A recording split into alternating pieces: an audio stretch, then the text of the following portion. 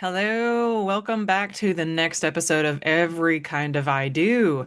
I'm here to talk about couples doing their thing, people being, creative and expressing themselves on their wedding days and events.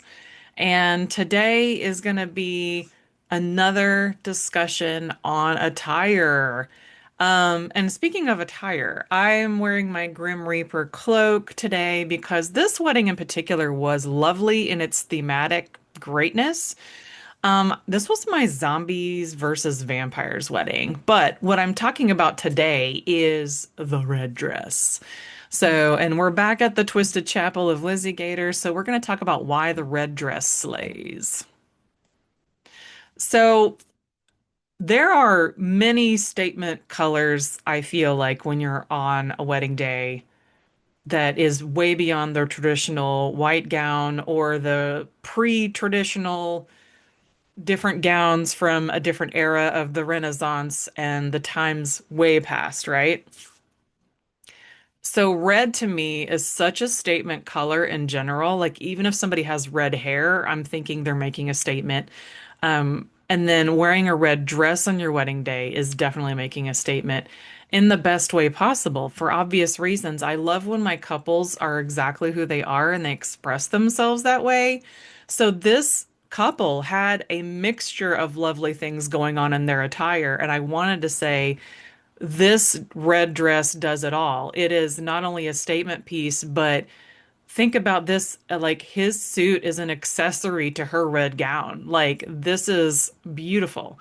The wonderful hat going with the pinstripe here, and that her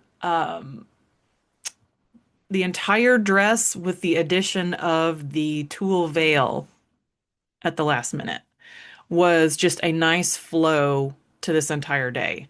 Because when you think zombies and vampires, like I don't immediately come up with a color scheme in my head. I kind of think about, I figure it's going to be dark, it's going to be moody, it's going to be, maybe a lot of black. Maybe she should have gone with a black dress, but no. But no, we are doing the red dress. We are going for it.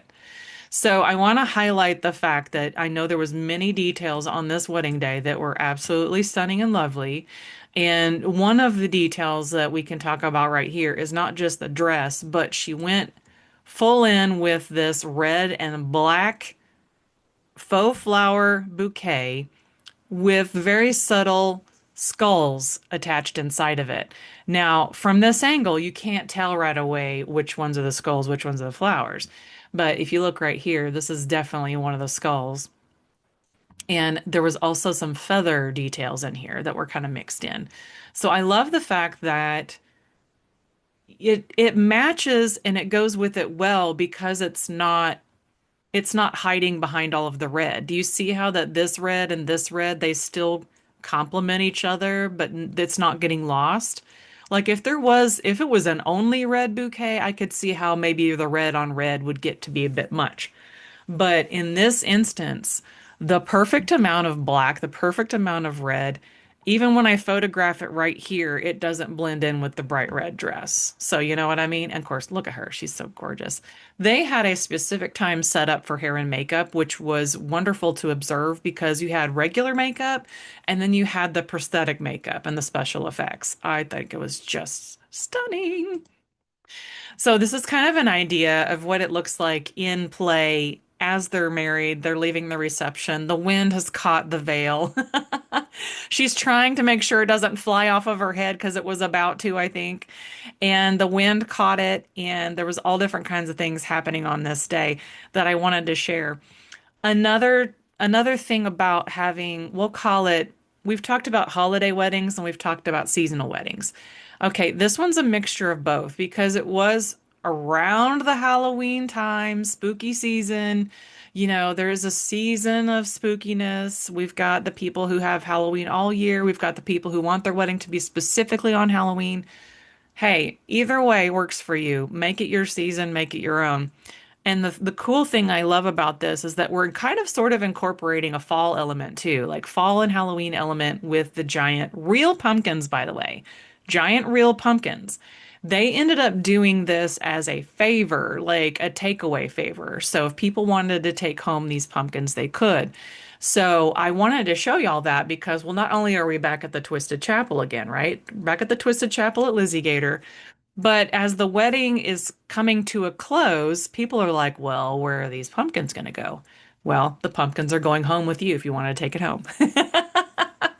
So, but I wanted to show you the wholeness of the dress in action. So we have her dress. We had to make it a halter top because it kept falling off. So her friends helped her out, and we kind of made the dress amazing. And of course, the smiles. You can't get past the love and the smiles on these wonderful wedding days. But yeah, these pumpkins are awesome. I loved how they lined the aisle with the pumpkins. It was perfect. So, going back to their love story, again, if you have tattoos that you want to show off, this is your chance to do it. This is a time to celebrate you and all of your glory. So, whether you want to do the pinstripe suit or the bright red dress, that's what we're here for.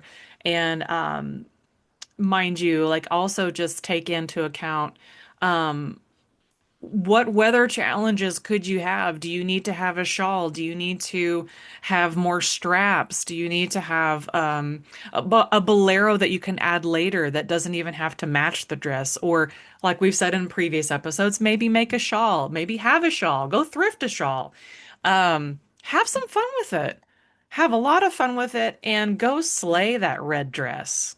Go slay it. I imagine that you can um take this idea and also make it your own, but twist it up a little bit. Like in my mind, I'm sitting here thinking about what if there was an ombre from red to black? What if you started off red up top and then it fades to black? Well, what if it starts up top black and then fades to red?